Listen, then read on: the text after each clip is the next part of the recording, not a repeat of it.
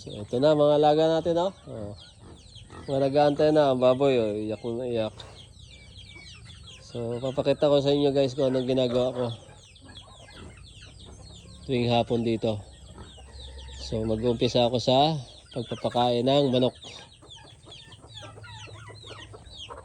Let's go, let's go, let's go. Para magsitigil itong mga manok na ito. Ito ang aking sabungin, oh. Inalpasan ko at pumapayat na.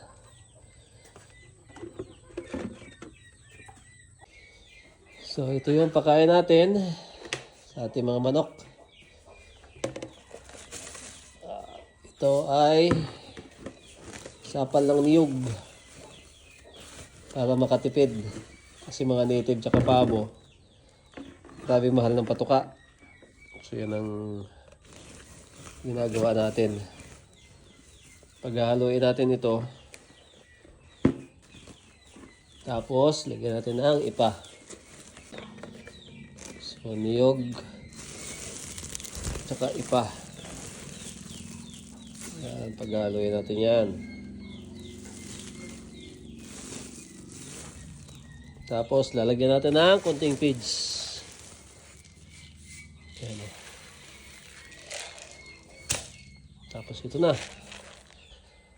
Pakainin natin yung mga manok natin.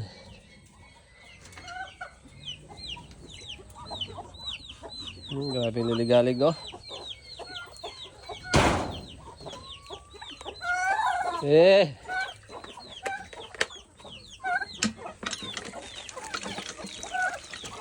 So ganito ginagawa natin araw-araw. Maga tsaka hapon.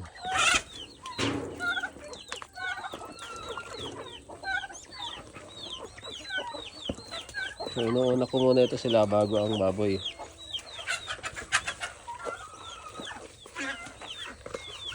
Kasi maliligalig ito mga to. So yun lang. Halo-halo lang natin. Mekos-mekos lang. Tapos tara na, dali na. Kuk. Yan, oh. Sabi mga alaga, kuk. Ito, meron pa doon, oh. Lakad, dali, lakad. Dito. Dito. Ayan. Kuk. Grabe daming alaga. Dito, dali. Away dyan. Ay, oh. Ito yung malagang ko. O, kaya pag walang pangulam, ako ka lang dyan. Bukod pa yun nandun sa loob, oh.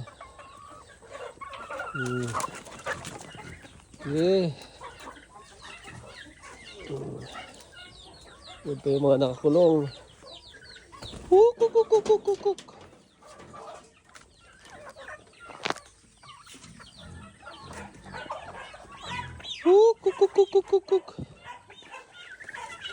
Ito, mga pabo pa ito dito.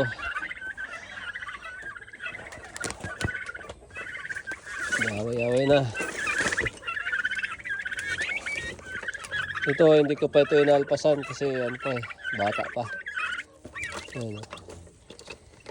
So pagka nagtag-init na talaga, pwede na sinalpasan.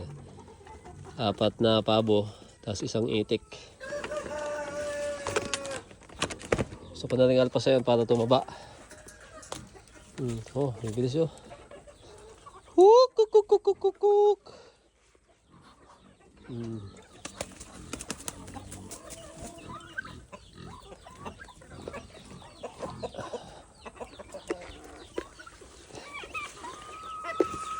Ano ba? Oo, ayan, oo.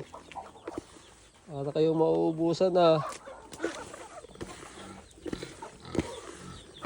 Tatawag na yung ating ano doon. Baboy. So yun, hiwa-hiwalay ko to sila kasi nag-aaway-aaway. Ito. Dagdagan natin to.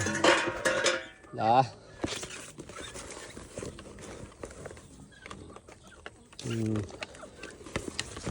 Tapos meron pang isa doong nakakulong na inahing itik. At ito dito isang pato. Yung aking baboy oh, nakatayo na. Meron pa ako dito nakakulong na isang karasong pato na malaki. Inahin, ayan oh. Tabi dyan, tabi dyan, tabi dyan. Tapos meron pa ako mga sisiyo dito. Ayan. Mga Rhode Island Red. So ang pakain sa mga yan ay ito. Yan o. Sigla o. Diba? Sigla lahat yan.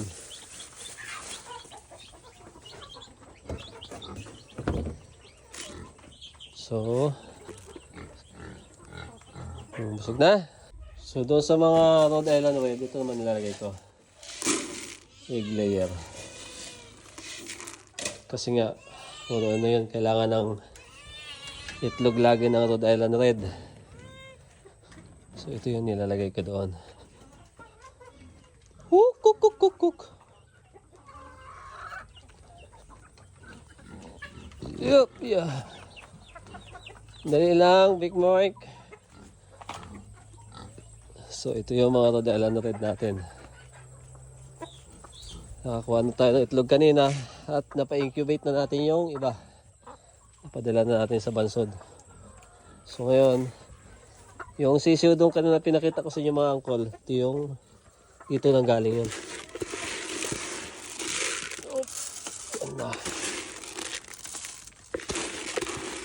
Pasok, pasok, pasok. Nasaan yung sa lalaki?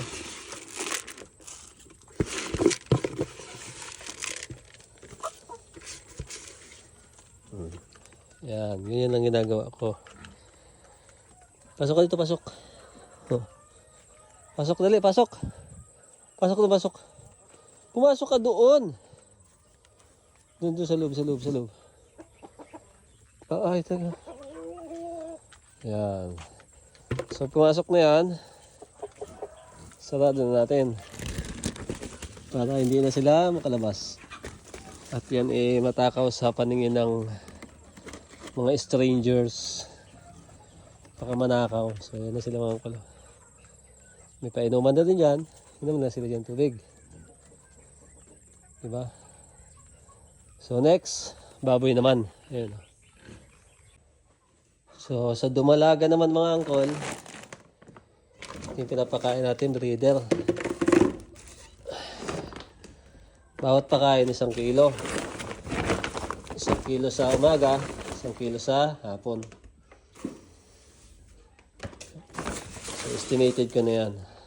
Yan. Isang kainan pa yan. So, yun. Tapos,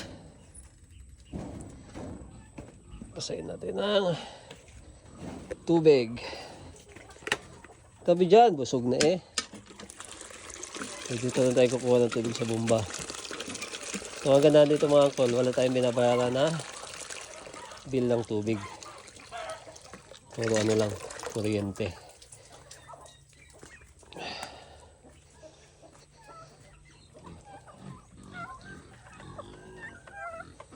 So, tabi dyan. Ayan. Tapos, lagyan natin dyan. Ito yung tubig niya na pang-spray. So, mamaya i-sprayan natin yan. So, naliguan ko na yan kanina. So, unahin natin yung kanyang... Tabi dyan, tabi dyan, tabi dyan. Para matanggal yung dumi. Tapos wawalisan ko lang yan. Tabi!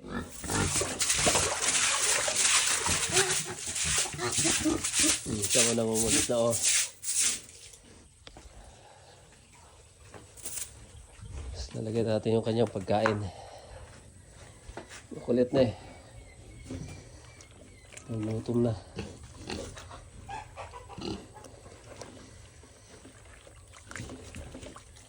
Lakad, lakad na, lakad na, lakad na, lakad na, lakad na.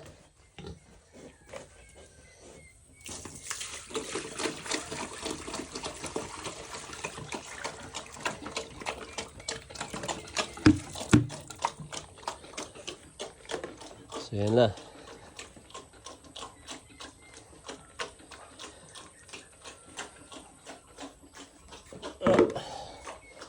Buksan ko lang yung switch doon mga angkol para makapaghugas tayo. So yan o, mga angkol, nagasat ng tubig o. Kaso mahina. Yan, lilinisin natin ito ngayon dito.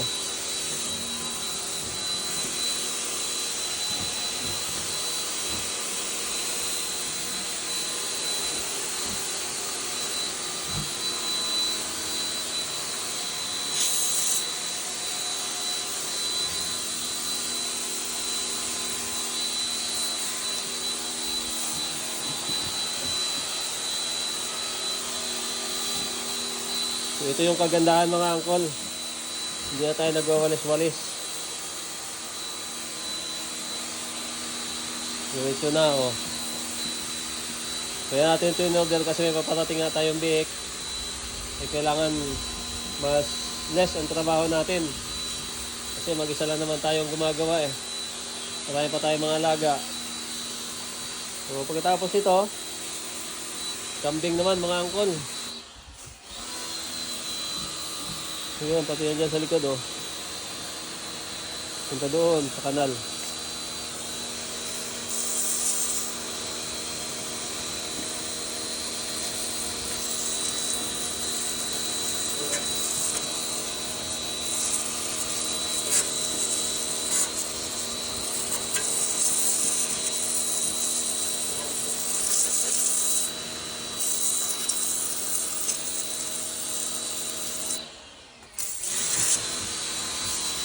So nagugulat tayo itong ating inahin, ang ating baboy. Kasi maingay. Medyo na-stress pa.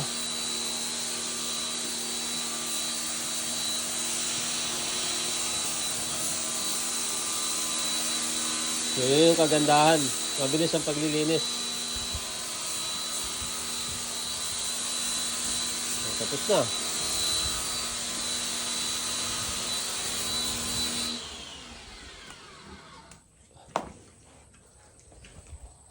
Tapos iniiwan ko lang ito dito mga angkol. Yan. So, tapos na. Kambing naman tayo. So yan doon. Mga kambing, iyak na iyak.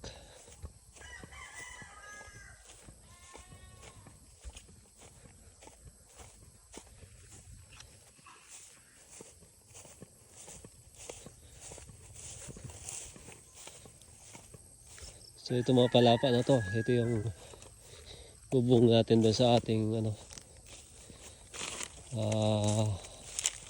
broiler. Sa mga kambing. Nagbe na. Be.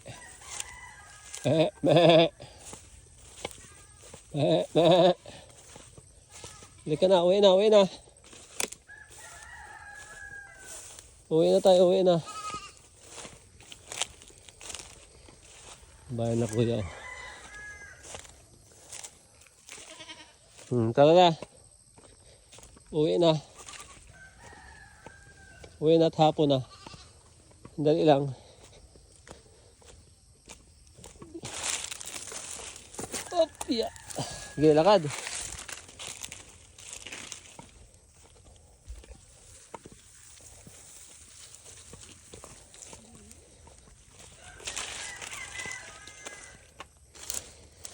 Aray ko. Aray ko. Dito.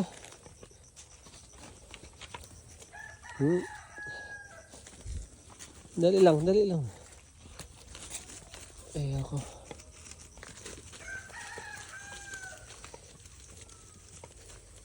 Diyan, dito. Pauwi na. Dito, dili.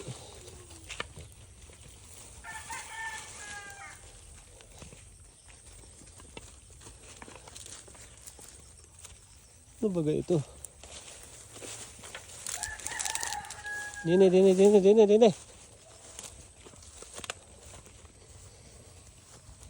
Dito na, tama na. Ay, andyan ang ulan ay.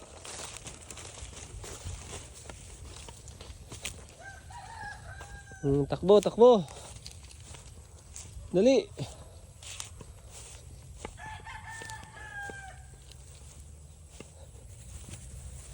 So yun na. Yun. Manginginain to yan dyan mga angkol. So yun na lang natira ng ating mga kambing. Nagbawas na tayo ng alaga.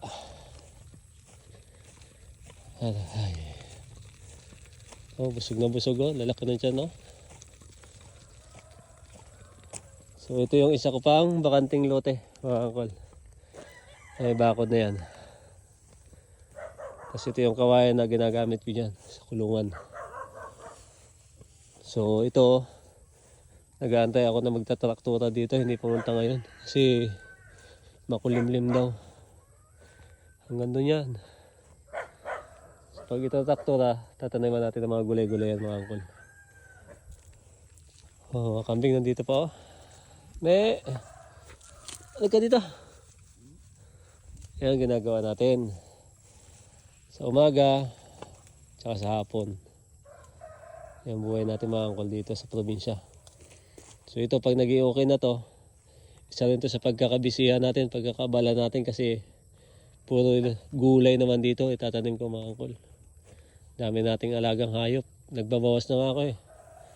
Nagbibenta na nga ako ng mga native na manok kasi grabe dami. Mga gastos na sa patuka.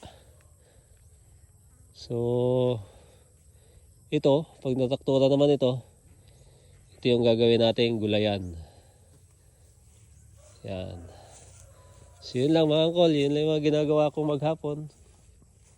Sa umaga tsaka hapon kung anong ginagawa ko. Yung bahay ko mga angkol. Oh yun, nag-aaway pang manok. Yan ang bahay ko mga angkol.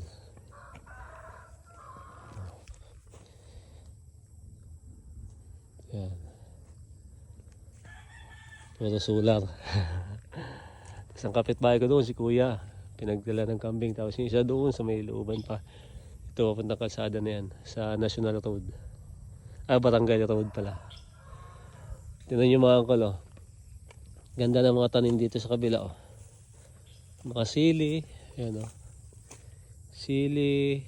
Talong. Kaso napabayaan na. Tapos yung mga upo oh. Yan. Dami ng upo dito. So ang mayari naman ito taga Pinamalayan. Yan.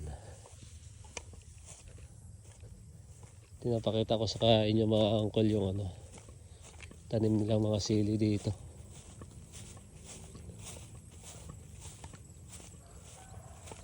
So ito yung mga tanim nilang mga sili oh. Yung mga tanim nilang mga sili. Hanggang doon sa dulo. Yun. Ito mga gaganda. Napabayaan pa yan. Puro damo na oh.